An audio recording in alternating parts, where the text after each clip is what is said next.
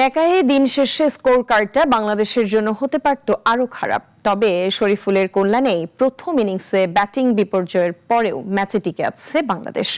টাইগারদের ৬৪ রানে অল আউটের পর প্রথম দিন শেষে অস্ট্রেলিয়া প্রথম ইনিংসে করেছে ৮ উইকেটে ১৬৫ রান।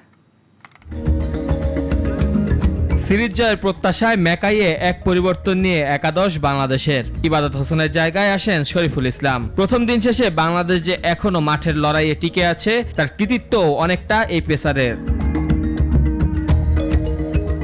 এদিন বাংলাদেশ টস হেরে আগে ব্যাট করতে নেমে অল আউট হয়েছে মাত্র ৬৪ রানে। মাত্র ২২ বলে ৫ উইকেট তুলে নেন অজি পেসার মিচেল স্টার্ক। এদিন সাদমান, লিটন শান্ত আর ডারউইনের সেঞ্চুরিয়ান তানজিদকে রানের খাতায় খুলতে দেননি স্টার্ক। অবস্থা দৃষ্টে নিজেদের ইতিহাসে সবচেয়ে কম রানে গুটিয়ে যাওয়ার শঙ্কায় পড়ে বাংলাদেশ। তবে শেষ উইকেট জুটিতে তাইজুল আর শরীফুল যোগ করেন ২৫। তাতে ৫০ পেরোয় টাইগাররা বাংলাদেশের হয়ে সর্বোচ্চ ১৪ আসে শরীফুলের ব্যাট থেকেই। রানতারায় নামা অস্ট্রেলিয়া প্রথম উইকেট হারায় দলীয় ২২ রানে। তাসকিনের বলে ফেরেন ম্যাট রেনশ।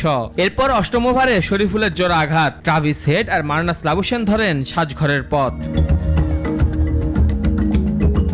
চতুর্থ উইকেটে ৭৭ রানের জুটি স্টিভ স্মিথ আর ক্যামেরন গ্রিনের। এই জুটিও ভাঙেন শরীফুল। এরপর এক প্রান্তে ক্যামেরন গ্রিন ধরে খেলে 50 তুলে নিলেও অপর প্রান্তে নিয়মিত উইকেট তুলে অজিদের স্বস্তিতে থাকতে দেয়নি টাইগাররা।